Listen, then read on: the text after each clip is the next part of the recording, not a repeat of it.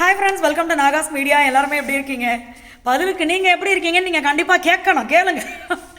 எப்படி தான் இருக்கமோ அப்படின்ற மாதிரி தான் பதில் வரும். ஏன்னா பார்த்தீங்கன்னா ஒரு பிரச்சனை போய்கிட்டு இருக்கு. இதை வந்து நான் சிரிச்சுக்கிட்டே சொல்கிறேன். அதிகமாக கவலையை அனுபவிக்கிறவங்களுக்கும் மன உளைச்சல் அனுபவிக்கிறவங்களுக்கு சிரிப்பு அதிகமாக வரும். பிரகாஷ்ராஜ் சார் ஒரு படத்தில் சிரிப்பாக இருப்பாருங்க, ஏன்னா டென்ஷன் ஆகுது வரும். அது மாதிரி இப்போ என் பொழப்பு போய்கிட்டு இருக்கு, எனக்கும் இப்போ என் புருஷனுக்கும். அது என்னன்னு உங்களுக்கு நான் சொல்கிறேன். இந்த 2026 ஆரம்பித்ததுலேருந்து அமோகமாக போய்கிட்டு இருக்கு. அதில் 2 அமோகத்தை சொல்கிறேன் உங்களுக்கு. இப்போ பார்த்தீங்கன்னா அதை விட ஒரு முக்கியமான விஷயம், நம்மளுடைய நாகாஸ் ஒன்லி நேச்சுரல் ப்ராடக்ட்டு. இதுலேயும் இந்த கால்சியம் பவுடர் பற்றி ஒரு சிஸ்டர் ஒரு டவுட் கேட்டிருந்தீங்க. அதை நான் உங்களுக்கு கிளியர் பண்ணுறேன். என்னென்னா 4 மாதம் தான் அதுக்கு நம்ம டேட் கொடுத்துருப்போம். அது எதுக்கு அப்படின்றத நான் உங்களுக்கு சொல்லிடுறேன். நம்மளோட எல்லா பவுடர் ஐட்டம் எல்லாத்துக்குமே பார்த்தீங்கன்னா 6 மாதம் 4 மாதம் இவ்வளோ தான் நம்ம அது டைமிங்கே கொடுத்துருப்போம். நம்மளுடைய நாகாஸ் ஒன்லி நேச்சுரலில் என்னென்ன ப்ராடக்ட் இருக்குது, நம்மளுடைய வாட்ஸ்அப் நம்பர் எல்லாமே நான் உங்களுக்கு கமெண்ட்டில் பின் பண்ணுறேன். ஏதாவது டவுட் இருக்குது அப்படின்னா நம்மளுக்கு வாட்ஸ்அப் பண்ணுங்கள், நம்ம சைட்லேருந்து உங்களுக்கு ரிப்ளை பண்ணுவாங்க. இதில் இந்த டவுட்டு, ஏன்னா நம்ம வெயிட் லாஸ் காம்போ வாங்கும் போது கூட என்ன சிஸ்டர் 6 மாதம் தான் போட்டிருக்கீங்க அப்படின்னு கேட்பாங்க.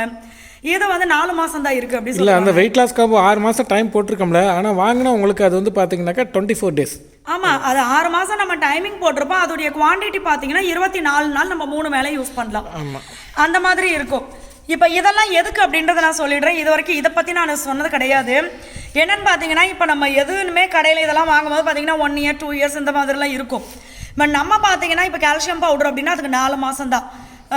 இது immunity booster, weight loss combo, health mix, இது எல்லாமே 6 மாதம் போடுவோம். ஏன் அப்படின்னா இப்போ நம்ம ஒரு பொருளில் ப்ரிசர்வேட்டிவ் ஆட் பண்ணுறோம் அப்படின்னா அதை நீங்கள் எவ்வளோ நாள் வேணாலும் வச்சுக்கலாம், பேசாமல் கிடக்கும். பட் நம்மளது பார்த்தீங்கன்னா நம்ம சிறுதானியங்கள் வாங்குகிறோம், க்ளீன் பண்ணுறோம், வறுக்கிறோம், ஆற வைக்கிறோம், அரைக்கிறோம், சலிக்கிறோம், திருப்பி அதை ஆற வச்சு அதை நம்ம இது பண்ணுறோம், பேக்கிங் போட்டு உங்களுக்கு அனுப்புகிறோம். ஸோ இந்த மாதிரி தான் நம்ம அதை பண்ணுறோம். நம்ம வீட்டுக்கு எப்படி பண்ணிகிட்டு இருக்கோமோ அது மாதிரி தான் உங்களுக்கு பண்ணி கொடுக்குறது.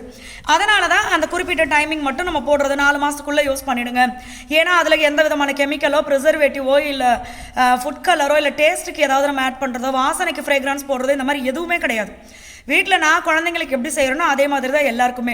ஸோ அதனால தான் நம்ம அந்த டேட்டை கம்மியாக பண்ணுறது. இதில் வெளிநாட்டுக்கு அப்போ நீங்கள் எப்படி அவ்வளோ அனுப்புறீங்க அப்படின்னு சொல்லியும் ஒரு சில ஃப்ரெண்ட்ஸ் கேட்கலாம். அதுக்கும் சொல்லிடுறேன்.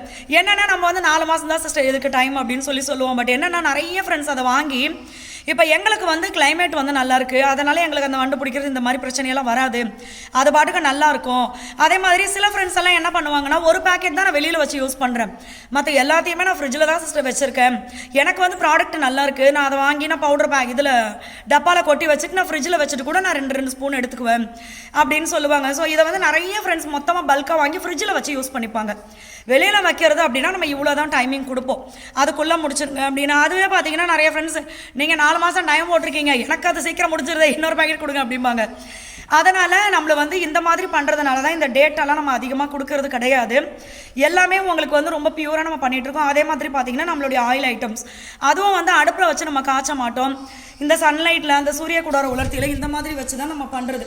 இங்கே பார்த்தீங்கன்னா எங்களுக்கு கொஞ்ச நேரத்தில் நல்ல வெயில் வந்துடும், அதனால் இந்த வெயிலில் வச்சு தான் நம்ம எடுக்கிறது. அதுவும் பார்த்திங்கன்னா பொடி ஐட்டம்ஸ், ஆயில் ஐட்டம்ஸ் எதுக்குமே நம்ம காஞ்சு போய் ஆல்ரெடி பேக்கிங்காக பொடி விற்பாங்க பார்த்தீங்களா, அதை வாங்கி நம்ம யூஸ் பண்ண மாட்டோம். எல்லாமே நம்ம ஆள் வச்சு ஃப்ரெஷ்ஷான இலதலையை பறித்து, ஏன்னா ஆரம்பத்தில் பார்த்தீங்கன்னா ஈஸியாக கிடச்சது. இப்போ பார்த்தீங்கன்னா இவங்க பிஸ்னஸ் பண்ணுறதா எடுக்கிறாங்களா அப்படின்ட்டு அதிகமாக யாருமே கொடுக்கறது கிடையாது.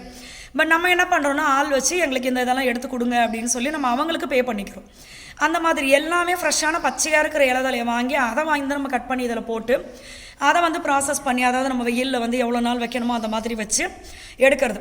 இதில் இன்னொரு டவுட்டு, ஒரு சில ஃப்ரெண்ட்ஸ் பார்த்தீங்கன்னா ஆயில் ஐட்டம் ஃபஸ்ட்டு ஒரு கலர் எனக்கு வந்துச்சு, இப்போ ஒரு கலர் வந்திருக்கு, என்னன்னு கேட்பாங்க.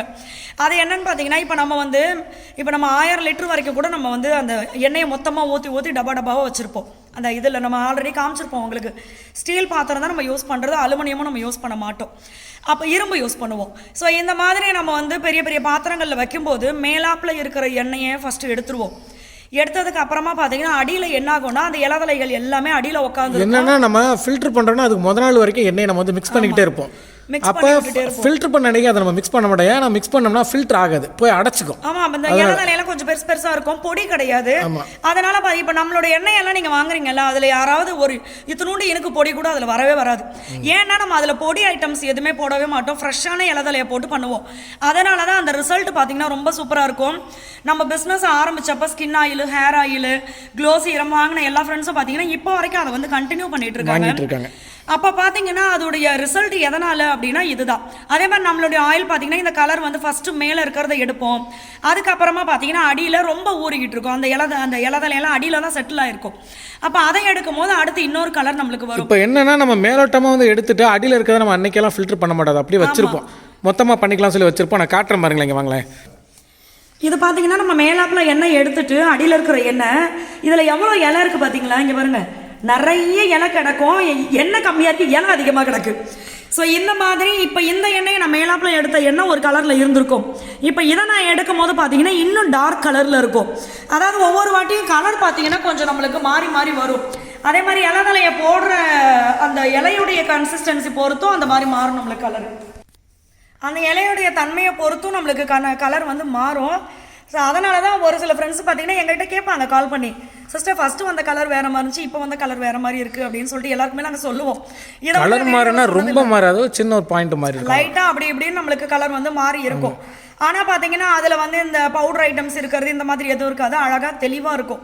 அதனால தான் இப்போ நான் உங்ககிட்ட காமிச்ச இலையெல்லாம் பார்த்தீங்களா எவ்வளோ பெருசு பெருசாக நம்ம வந்து பெரிய இலையாக இருக்கும், அதை 4-5 துண்டாக நம்ம கட் பண்ணி போடுவோம். இப்போ நான் காமிச்ச கத்திரியும் அதுதான், கத்திரிக்கோலை வச்சு நாங்கள் கட் பண்ணி போடுவோம். அதையும் வந்து மிக்சியில் அரைக்கக்கூடாது, அரைச்சி போட்டோன்னா எண்ணெயவே நம்மளுக்கு வந்து இது பண்ணி விட்டுரும், எண்ணெய் கெடுத்து விட்டுரும். அதனால ஏன்னா அரைச்சி போட்டோம் அப்படின்னா அதோடைய இது பார்த்தீங்கன்னா அந்த குழன்னு ஆகிடும்.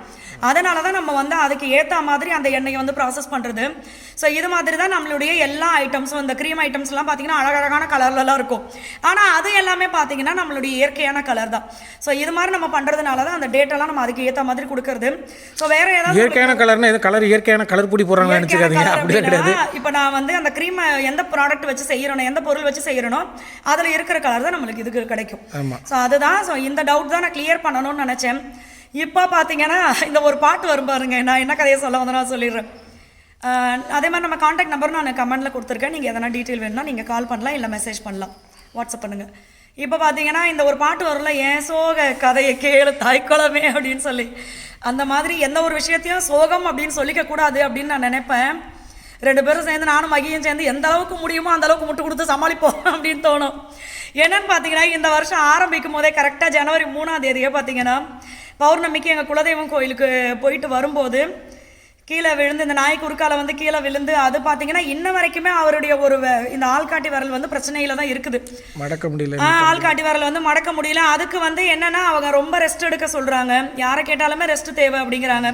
பட் நம்ம இந்த விரல்களுக்கெல்லாம் ரெஸ்ட்டே கொடுக்க முடியாது, ஏன்னா பேக்கிங்கும் பண்ணணும். இந்த மாதிரி இப்போ வேலைக்கு வர்றவங்க வந்து லேடிஸ் தான் முக்கால்வாசி. இப்போ அவங்கள வச்சு நம்ம வந்து இந்த பெரிய பெரிய ஐட்டம்லாம் தூக்க வேண்டாம் அப்படின்னு இவர் நினைப்பார். அதனால இவர் தான் அதில் மெயினாக அந்த வெயிட்டெல்லாம் தூக்குறது, இந்த ஆயிலெல்லாம் சூரியக்கூடாது வளர்த்திங்கன்னா வேலைக்கு வர்றாங்கிறதுக்காக கனமான வேலையெல்லாம் அவங்கள்ட்ட நான் கொடுக்க மாட்டேன், அந்த மாதிரி பண்ண மாட்டோம். அதனால பார்த்தீங்கன்னா நம்ம ரொம்ப வேலை கொடுத்தாலும் வேலைக்கு வர்றதுக்கே அது இல்லை, என்ன பண்ணுறதுன்னு தோணும் எனக்கு. அதுக்காக நம்ம சம்பளம் கொடுக்கறதுக்காக போட்டு அவங்கள போட்டு நைய கொடுக்க அதில் கரெக்டாக. அதனால அதே மாதிரி பார்த்தீங்கன்னா இந்த பேக்கிங் பண்ணுறது இதுன்னு சொல்லிட்டு இன்ன வரைக்கும் அந்த கை பார்த்தீங்கன்னா அந்த விரல் மட்டும் பார்த்தீங்கன்னா அசைவு கொடுத்துட்டே இருக்கிறதுனால சரியாகலை. சரி போக போக சரியாயிரும் அப்படி. இப்போ ரீசெண்டாக கூட பார்த்தீங்கன்னா எலும்பு முறிவு டாக்டர் அவரை போய் பார்த்துட்டு வந்தோம், இந்த கீழே விழுந்ததுனாலன்னு சொல்லி. அதுவே இன்னும் எங்களுக்கு பிரச்சனையில தான் போய்கிட்டு இருக்கு. இந்த காரு இருக்கே, இதை எவ்வளோ ஆசைப்பட்டு வாங்கினோம். இந்த கார் பார்த்தீங்கன்னா நம்ம ஃபஸ்ட்டு இங்கே வீடு கட்டிகிட்டு இருக்கும் போதே இங்கே தான் இந்த கார் நிப்பாட்டி வச்சுருந்தோம்.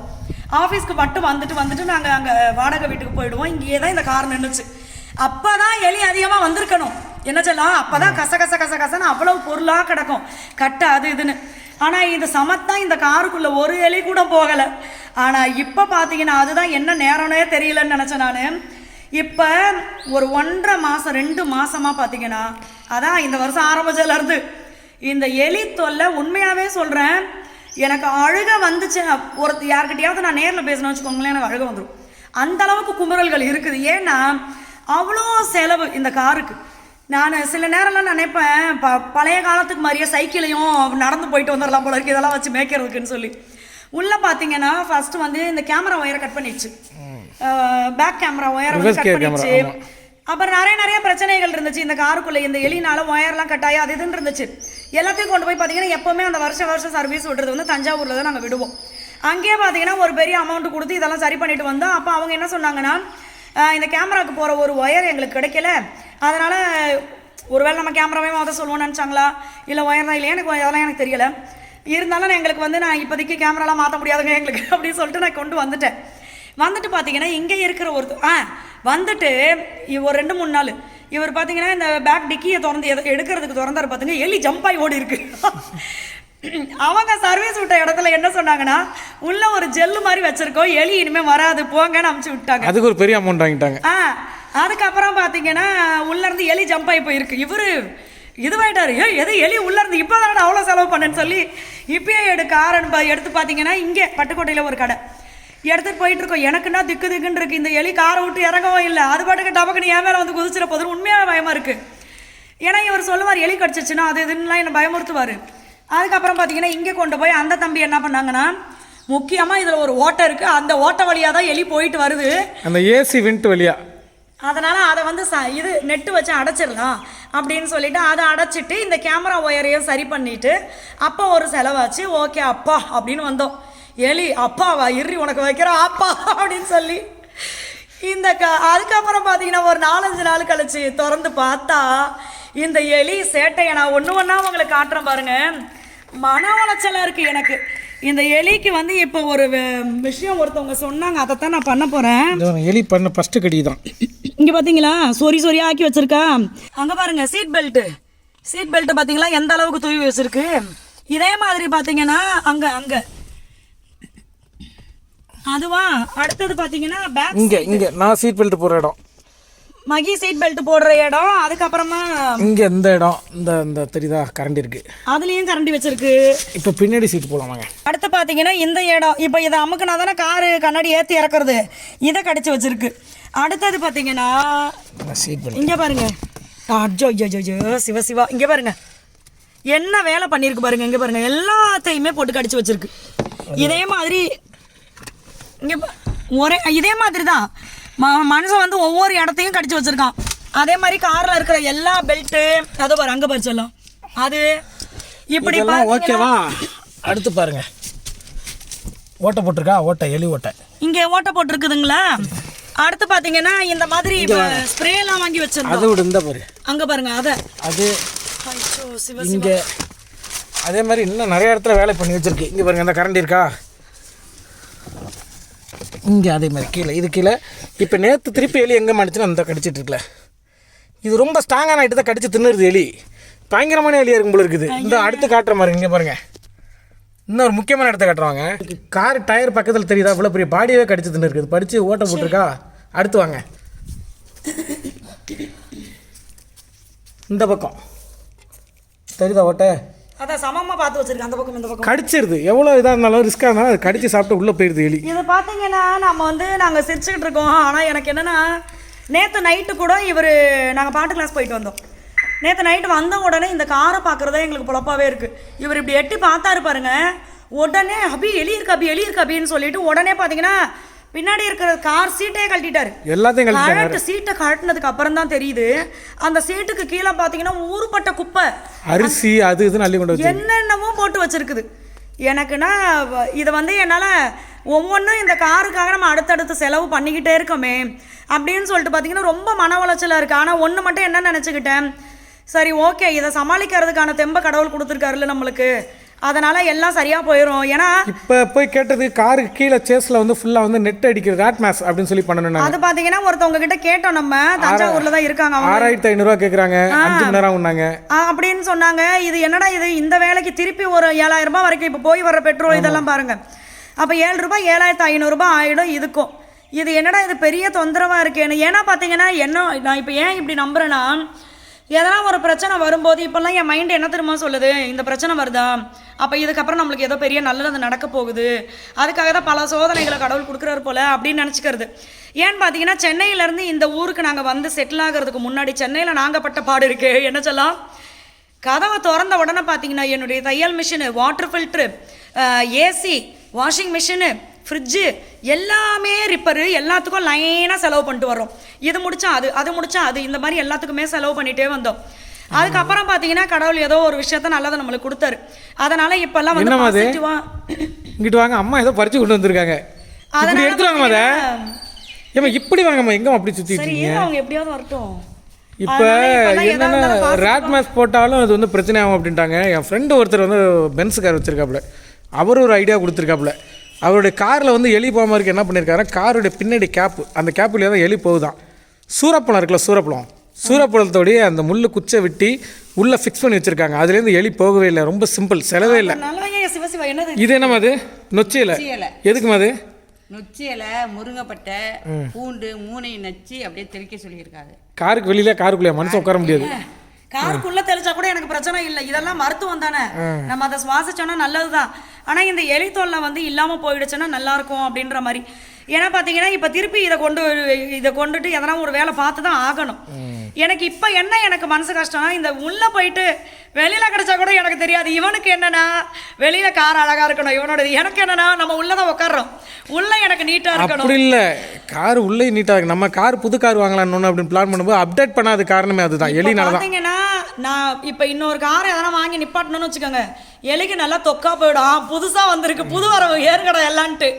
இதனால் பார்த்தீங்கன்னா இப்போ நான் என்னென்ன சம்பவம் பண்ண போகிறேன், எலி பேஸ்ட்டு, எலி பேஸ்ட்டெல்லாம் இது வரைக்கும் நாங்கள் ட்ரையே பண்ணலை. இல்லை எலி பேஸ்ட் வைக்க மாட்டோம் நம்ம.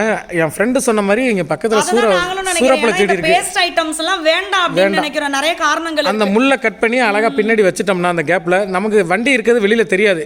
உள்ளே ஃபிக்ஸ் பண்ணுறேன், எலினால ஏற முடியாது. நம்ம இப்போ எங்கள் மாமியார் சொன்ன மாதிரி அந்த எதையும் அரைச்சி தெளிச்சு போட சொல்கிறாங்களா, அதையும் வந்து போட்டு பார்க்க போகிறோம். இதெல்லாம் சக்ஸஸ் ஆகிடுச்சு. நான் திருப்பி உங்களுக்கு அப்டேட் வீடியோ ஒன்று போடுறேன்.